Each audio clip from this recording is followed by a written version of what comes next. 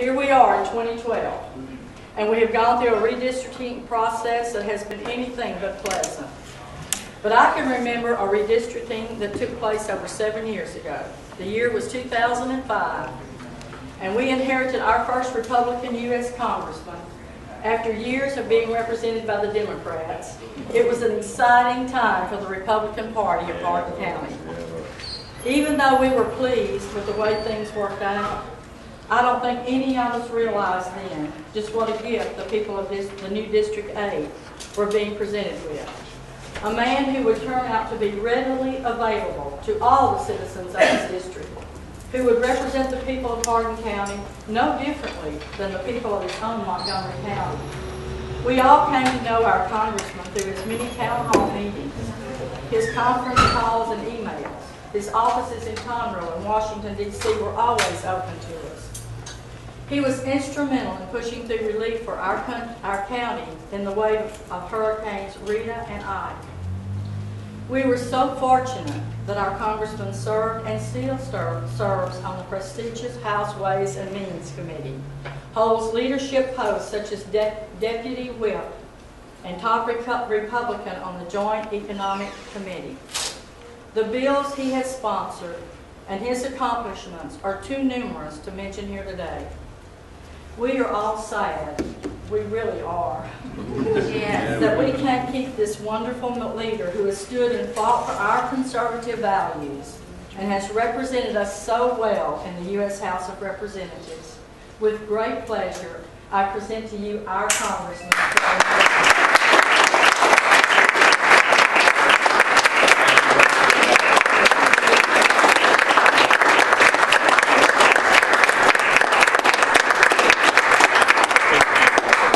Well, first, thank you, and I don't deserve that introduction, but we have met. I tell you what, we've all become good friends, and I love representing Hardin County in Southeast Texas.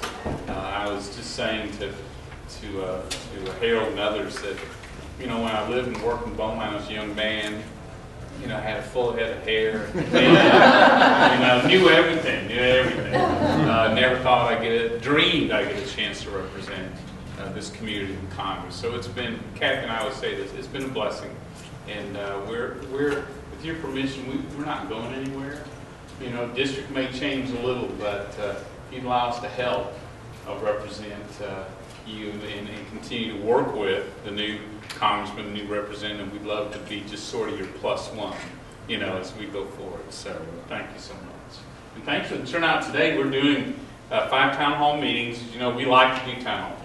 We do more than 50 a year.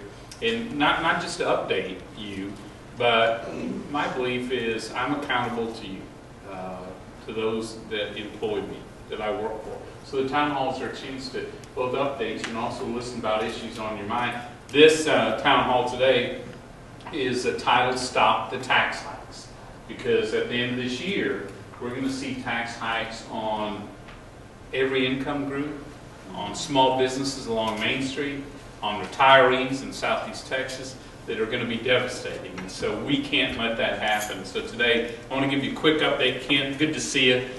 Quick update on some of the key issues going on. Make sure you know sort of what I know on this, and then we want to open it up to questions. And so, Sue, can I hit the go with this? And thanks, by the way. Can you join me in thanking Sue?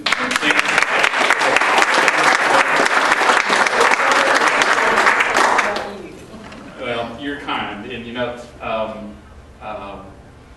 as long as I can come back and eat Ike Hamilton's food, you know, those pies, be here a lot. We're trying to figure out how to sell them. Let's send them up to Washington. That's right. You know, they probably have a stimulus grant to sell those pies.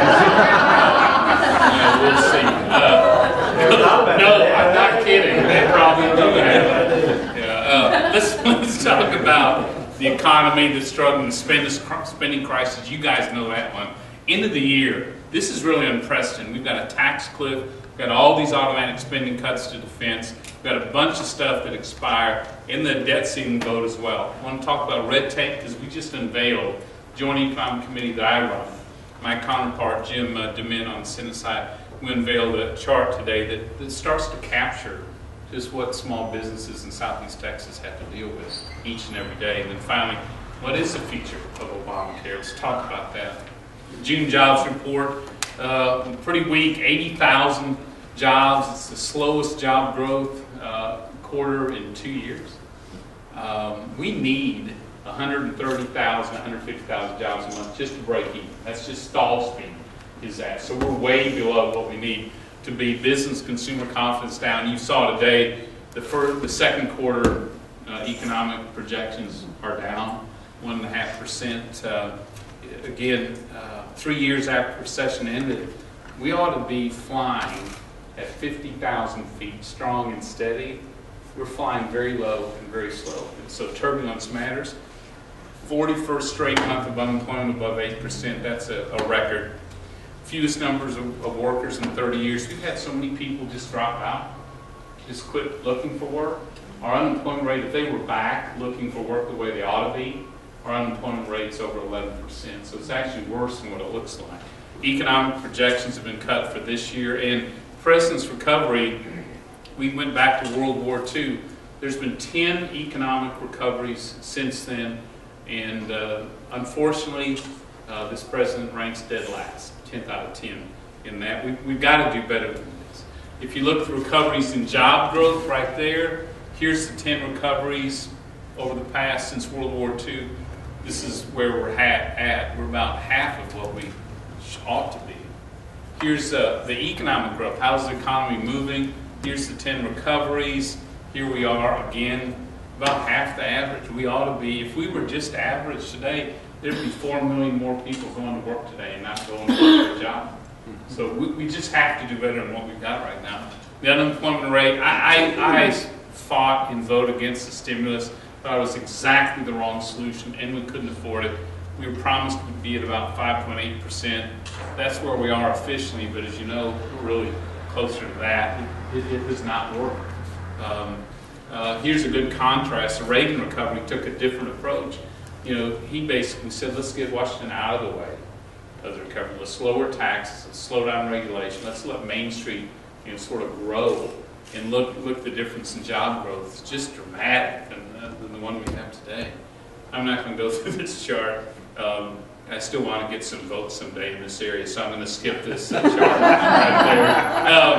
there. You've seen this chart, but it's updated. You've seen it many times. This is our spending-driven debt crisis. This is our red tape that is set to occur. This is where our revenue level is, and you can tell over 70 years. There's ups and downs, but it tends to average out to about 19% of our economy. And as you can tell, you could double everyone's taxes in America. You could take every dollar of the wealthy. You can't balance the budget. You've got to do it under spending. Here is President Bush drove deficits, especially after 9/11. Homeland Security, all that went with that. So there were deficits. We should have controlled spending better. But look where we're headed. This is the last, we updated this to include the president's budget going forward, and it is, it's unprecedented. In about, what is today, June 27th? July 27th. Yeah, get with the real world. From August 5th, maybe through third week in August, at some point during that period, America's debt will go over $16 trillion. That was unimaginable a few years ago. And in fact, if you and I would have in the middle of Hurricane Rita, or after that finished, if we'd have said, if I'd predicted our debt was going to be at this level, you'd have, thrown me out of town. But that's where we're going to be here in just a few weeks. Looking ahead, the tax cliff. This is really unprecedented in American history to have so many tax provisions expire at one time. And the potential of so many tax hikes occur at one time, January 1st. Some tax relief that you and I count on have already expired. The state and local sales tax deduction, that's what I'm in charge of. We restored it in 2004 to make sure states like ours that wisely don't have an income tax are allowed to deduct their taxes just like states that have income taxes. We wanted to be fair. And that saves us in Texas about $1 $1.2 billion a year we're going to have to send to Uncle Sam. 100% depreciation, that's what allows small businesses to buy new equipment, software write-off this year. So it's really important for our Main Street businesses.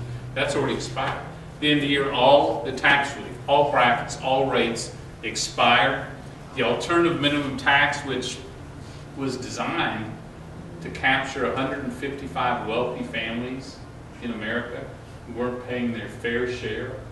Well, now it captures, if we don't act, that will capture 31 million middle-class Americans next year. So we have to stop that. Death tax springs back to life. I lead the effort in Congress to repeal the death tax once and for all.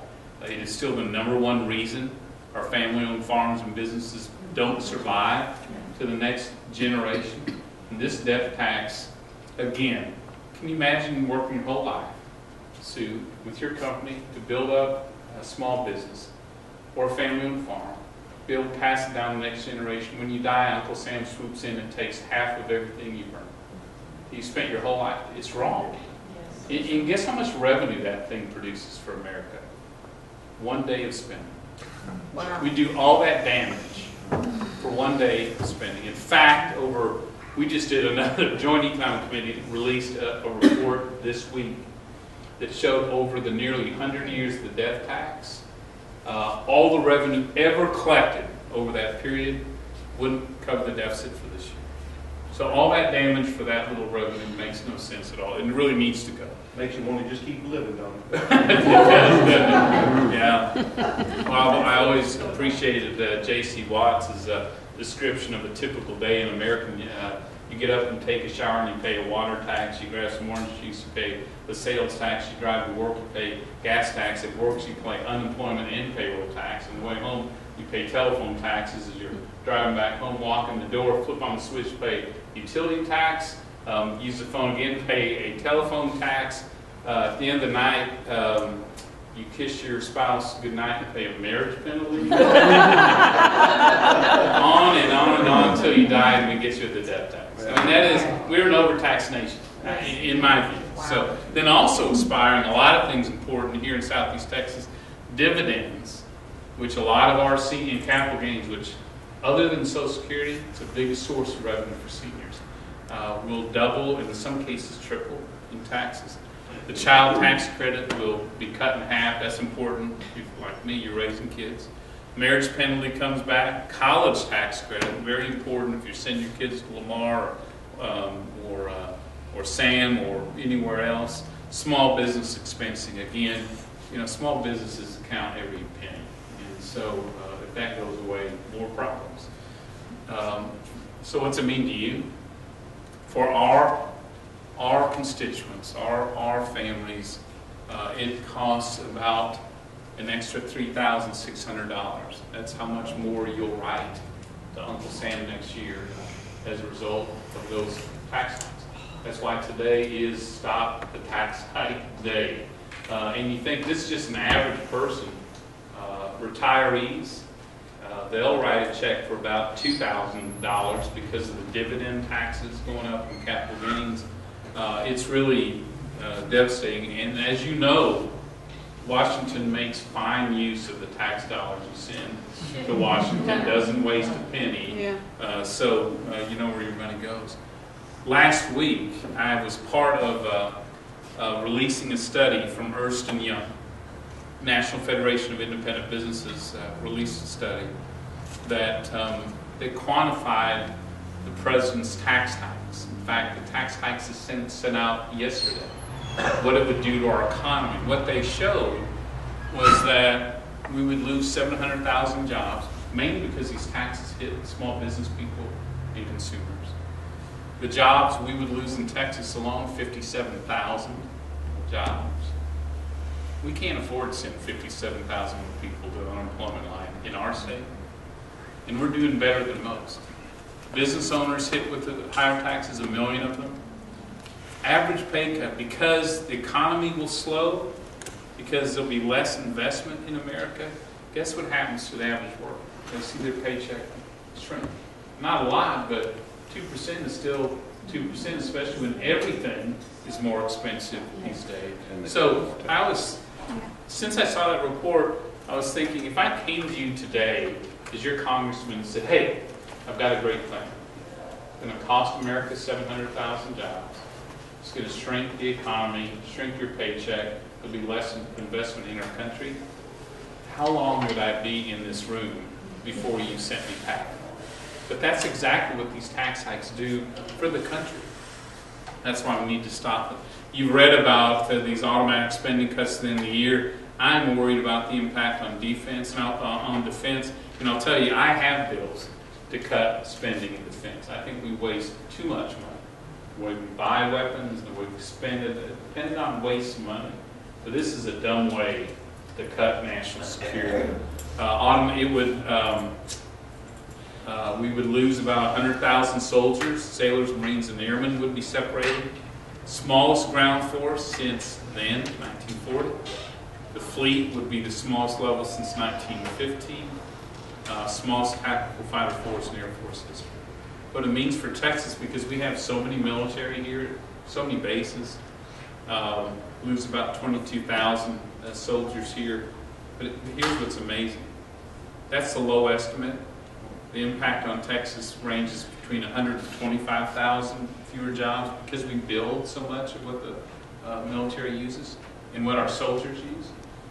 Between 125 and 160,000 jobs in our state. This is not smart to do it. In the House, we passed a bill that replaces those automatic spending cuts in defense and replace them with what we think are wasteful spending that we can't afford anymore. We identified almost $250 billion in savings to replace the defense cuts. Here's a good example. You and I send our money to Washington, and every few years they waste about $700 billion where they send government checks to people who don't live in the United States, who are claiming child tax credit for kids who don't exist, without Social Security numbers. It's just fraud. So, do you cut the military at a time when we don't know where the next tax is going to be? Or do you cut wasteful spending? It seems to be an easy one for most of us. And we met with Vice President Cheney was in last week. We met with House Conservatives. And he made the point that when they were in the first Gulf War and won that so quickly, in Kuwait, first call he made was to the Reagan leaders, because all the weapons and all the forces they used for that came because of the decisions 10 years earlier. His point was, in the next attack, whatever it is, they'll respond based on the decisions we make today. Sure. So if we hollow out the military, cut our defenses, waste money, we pay the price later on. So we're acting. We also last week passed a bill that I'm a sponsor of. I call it the Soldiers' Right to Know bill. But what it says, it says to the White House, tell us where all these cuts are going to come. Just lay out now where the cuts, because soldiers need to know if they're not going to have a job. Communities that support soldiers need to know they're not going to have the jobs as well. This is the chart we just unveiled this week, on Tuesday, from the Joint Economic Committee. We were trying to capture just the burden of regulation on a typical small business. And so we went to the White House, to the Small Business Administration website, to the IRS, and we just identified the agencies you have to deal with. And this is what it looks like. And this is just the tip of the iceberg. This doesn't include state regulation, doesn't include local regulations, doesn't include industry regulation, specifically to a local bank, to a utility, to a medical device company. In fact, we were just up in Livingston. We had a small business owner who said he just had to hire a $36,000 consultant from Houston to train his employers on all the new regulations, his workers, that have been hitting them. He said, I don't have $36,000. And that means I'm not hiring another worker because I'm doing that.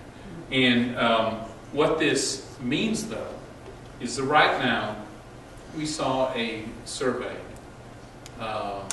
I guess from U.S. Chamber or NFIB, maybe U.S. Chamber, it showed half of small businesses today are not hiring because of this, because of red tape.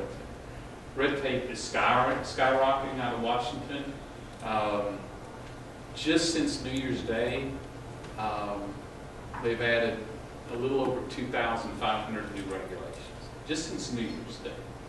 And the cost of this, for average small business owner in Hardin County, is over $10,000 for every worker every year. So if you wonder why businesses aren't hiring and why some of them don't survive at all, this is it. And so this week, yesterday, man, it's a fast week. Yesterday, we passed a package of bills to give some relief on all this regulation. We call a timeout on all the supersized regulations coming out of Washington until the economy gets to 6% unemployment. We end the abuse of midnight regulations, where White Houses that lose elections pour a bunch of red tape as they're going out the door. We're going to try to stop what they call sue and settle, that many groups use. They sue the government. They settle by getting more regulation on top of businesses or industries and all that.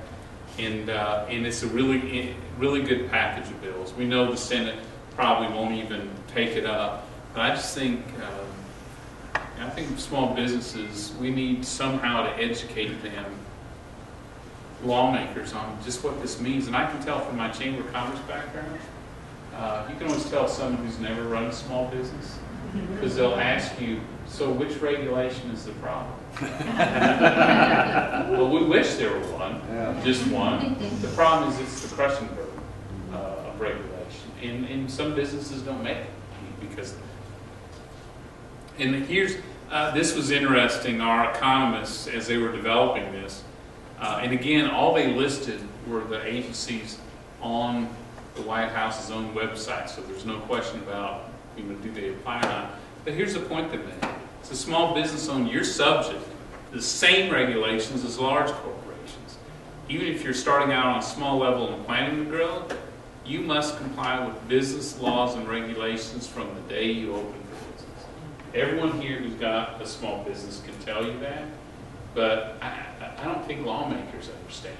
I don't think enough in Congress understand that that's the case. This is the new health care law as changed by the Supreme Court. The only changes they made was they changed the mandate to a tax. They're going to allow states to opt out of the Medicaid program. This is the Class Act. We managed to convince the government to halt that or suspend it because it could never be paid for. But this is what's left in law today. And here are patients, here are physicians, and in between are 159 new federal agencies, bureaucracies, and commissions in between you and your doctor. They left in place $1 trillion of new tax hikes, 21 of them, about half of which hit middle-class families. They leave in place about $500 billion of Medicare cuts, local hospitals, home health care agencies, nursing homes, hospice. And almost all those cuts occur after the November election.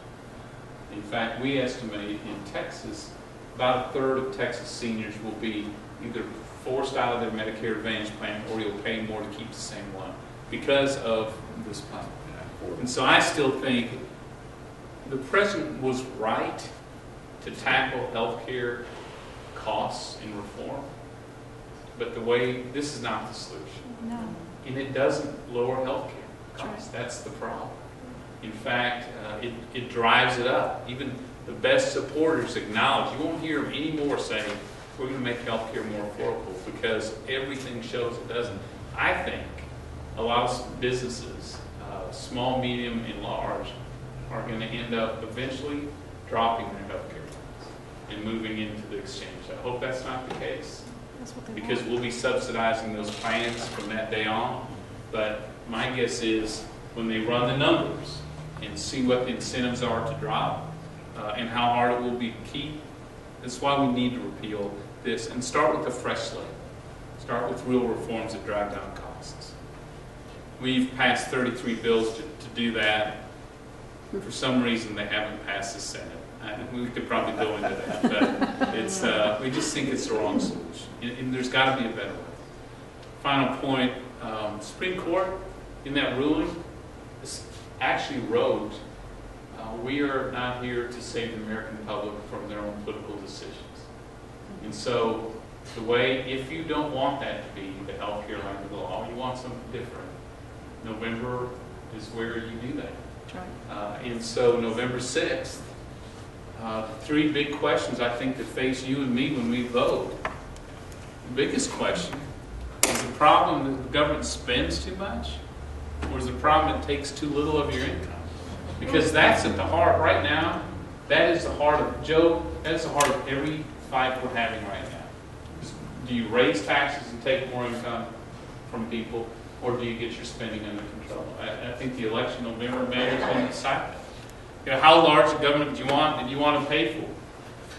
Because at the end of the day, you have to foot the bill for all this. And right now, we're almost at the highest size, biggest size of government in our history. And then finally, do you want the president's health care plan to stand as the law of the land? Because November will determine, frankly, both the presidential election, the Senate elections, and the House will decide if that's the case or not. So, you know, when people talk about the stakes are high, it's true. And wherever you are on these issues, you know, November is going to be key. And in fact, I'll finish with this, Sue. You know, we've got election days today as well. You know, in this primary runoff, these are important races. All along, you're electing a senator from the largest, most influential states in the country. You're electing your congressman to represent you. So I hope you'll vote today, and I hope, if not Tuesday, to get that done. I'm kind of encouraged by some of the early voting numbers. It sounded like they were kind of decent in size. I hope that, and I don't know, Ken, if that's occurring here or not. Not to my knowledge. It isn't? Yeah. Well, I really worry about, you know, it's summer, it's, you know, a lot of people, not enough people I think are focused on. I hope everyone gets to the polls. So with your permission, can I stop and just take some questions? Issues we need to be working on, anything like that? Mayor, do we need to run the country a little more like we run City Hall? Well, you might be able to, because we don't have any city taxes. I know. I set that up for him. You owe me on that. Mike, Medicaid, you know, the bill for Texas is pretty steep to do it. Yeah, it always has been, and it's a, you know, it's a growing problem, taking a lot of our budget away from it, just wanting to take away from God's budget. And I think when I was in the House, Medicaid was 2% of the budget. Now it's what, almost a quarter? almost a quarter. So that squeezes out a whole lot of the other stuff. Right. Say the It's least. projected to get to roughly about a third. You know where it's headed. You know, something like that. Well, the big worry is in the president's health care plan, they sort of create a teaser rate, you know, where they sort of adjustable rate Medicaid, where they pay the first 3 years, they pay the bulk of it, but teaser rates never last. And that's what I think every state has to look at. Okay, when that money stops coming, you know, can we afford to pay it all? So, Susan? If, this is the way I look at things, okay, in November, if we take back over the White House with a Republican president, and both houses of Congress take the majority of Republicans, how bad is it? I mean, how long will it take us to straighten? I mean, I know it was bad even before Obama came in, there was too much spending. It was, but, absolutely. But how long, I mean, you feel like we can get it back? You don't think our country's already doomed? No, absolutely not. It is Okay. not. And, you know, if you ever wonder if you can turn the country around, if an election counts, think back 3.5 years. elections really matter, you know, and who you elect matters. No, nothing turns around on a dime in a country this big, but yeah, you can change the spending dramatically. I'm one of those who believes we need to repeal Obamacare, start with a fresh slate, not a government-directed one, but one that actually puts patients more in charge. And I feel like what happens too is when the country sees this, and they know there's certainty, that's what's keeping business from expanding now is the uncertainty. Yeah, it is. You know, consumers are uncertain too. There's a reason they're not coming through the stores as much as we would like here. Yes, sir. My name's Tommy Blanchard. In Dodd-Frank's bill, there was a huge consequences paid to housing, and especially low-income housing. Yeah. When it comes to manufactured modular housing,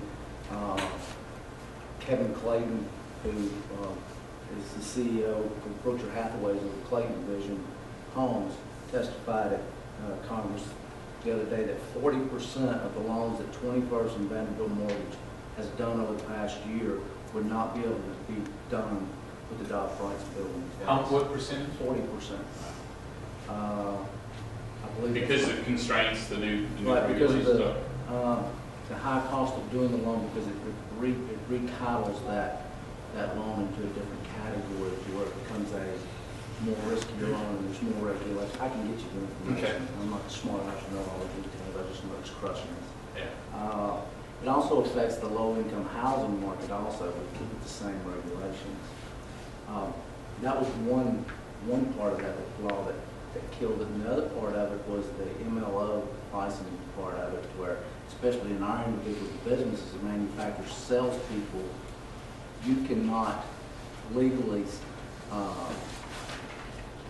take credit app or give financial advice to a manufactured home, to a consumer, because you're considered a licensed mortgage broker. You know, the real estate agents do the same thing that we do. They were exempt from, of course, attorneys always get exempt from everything. But that's putting a stranglehold on our business also. But, you know, that's the red tape. It's the big red tape. I mean, they're fixing to kill a whole industry. I think, thank you. And there is a, by the way, there is a bipartisan bill sponsored by both Republicans and Democrats that's out there that I can just information on also. Yeah, if you don't mind, let's talk afterwards. I'll like more. We hear that a lot. I didn't realize that all that was in there as well. But if you talk to just community banks, you know, between almost no interest rate, all the regulation coming out of there, Washington, and all that, you're not seeing the lending. You know, it's just tough to do it. And I noticed on housing, if any of you have either bought a new home or refinanced lately, the amount of paperwork you have to sign, to do that. The federal government just announced that their new regulation, Joe, designed to reduce paperwork at closing and simplify it. The regulations of that new simple regulation runs more than 1,000 pages. So the regulation to make it more simple is as thick as your head. And so that's just sort of the whole time, you know what I mean? Sort of the whole disconnect between there and the economy. And then the Dodd-Frank's thing also, there's a lot of people that don't realize that if you're only financing housing at all, if you do over three a year, your now has to be a licensed mortgage broker, and it is, I think it's $10,000 for every loan that you do, for every application you take, if you're not a licensed mortgage broker. You know, that can be just, that is a lot of folks. Yeah, the rental car from somewhere, I remember there was a paper reduction act. Yeah, I've seen the benefit of it. Yeah, I know we have. Dodd-Frank is just one. I mean, you walk through that portal and there's just a whole life of regulation beyond. Same with the EPA, same with labor laws, same with your privacy issues. We had a reporter challenge us and say, aren't you making that look too complicated? And our answer is, this isn't going to happen. This is not even close to what businesses have to deal with, of all sizes. I think we have Yes. time for maybe one more. Yes, ma'am. I go to the grocery store, everything is getting really expensive. With the drought and stuff, corn prices have gone way up. I was wondering if you would consider repealing the ethanol bill, because even, like if the refiners can't get ethanol, then they get fined, so that it doesn't affect the price of your gas.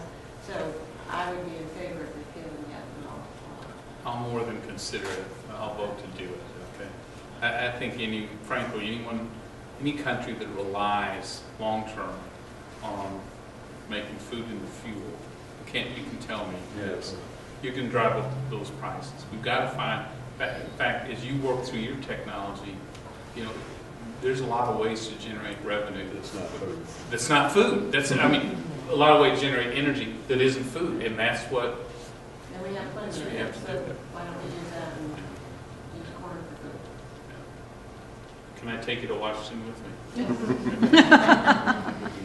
I don't want to ask a question, I just want to say something while you're standing up there. I commented when you came in that we hate to see you leave our area, but I'm ever so grateful that you're still in Washington. Yeah. Because one of the comments you made when you first got up there, I think so many people in Capitol Hill fail to understand and realize not what you just said, but what you demonstrate is that you work for us. I think they forget that.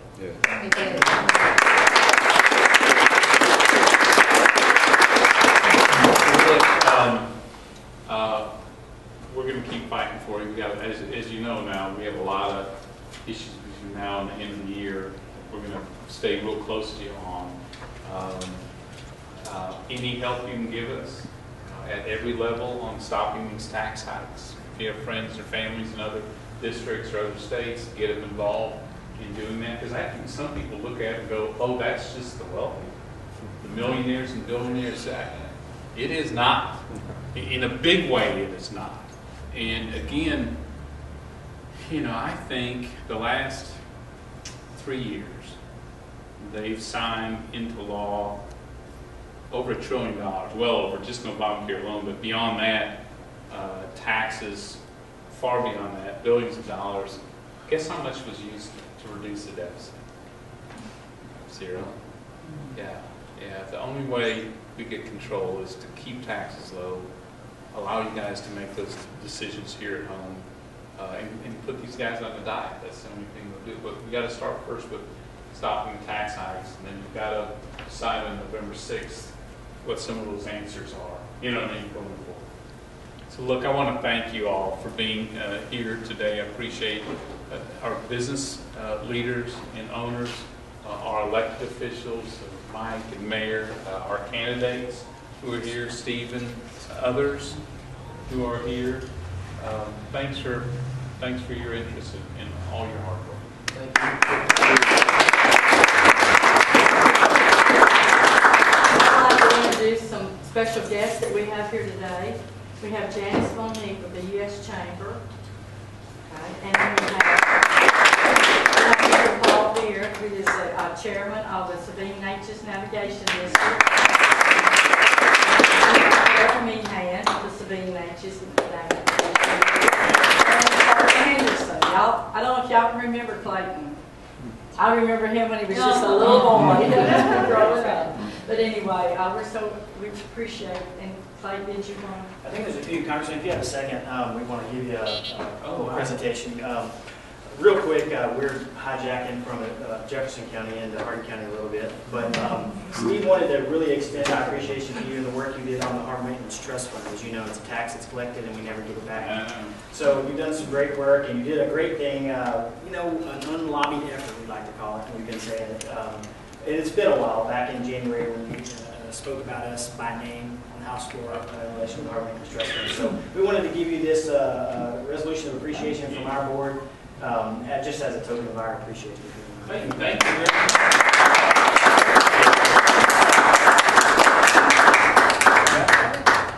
Thank you very much. Appreciate it.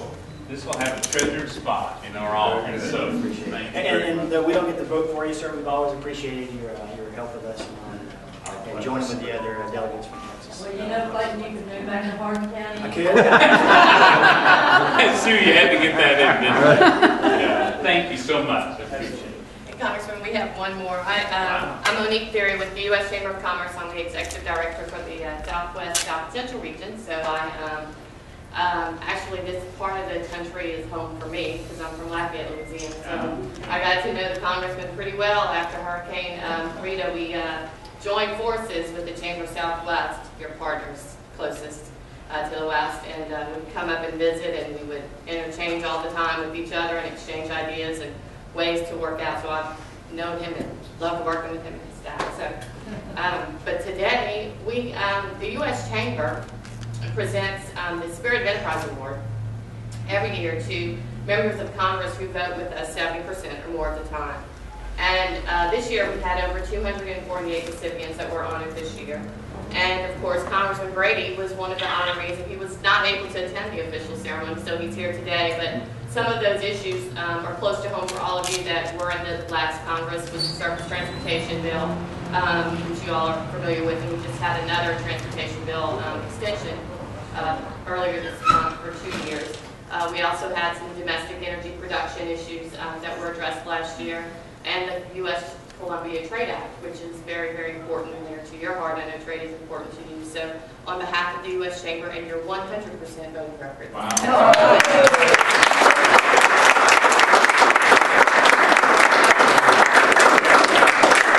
I'm making it all today. But to kind of make a point here, one, thank you for all the U.S. Chamber does. And they've been, I chair the trade effort in Congress. They've been great at kicking down doors around the country. And no state in America sells as much, ships as much around the world as we do. I just passed one of the bills, I believe, yesterday on Russia, kicking in that door too, make sure we can sell. So thank you for this. But I'll tell you what, you give me a lot of credit. Let me tell you where the credit is.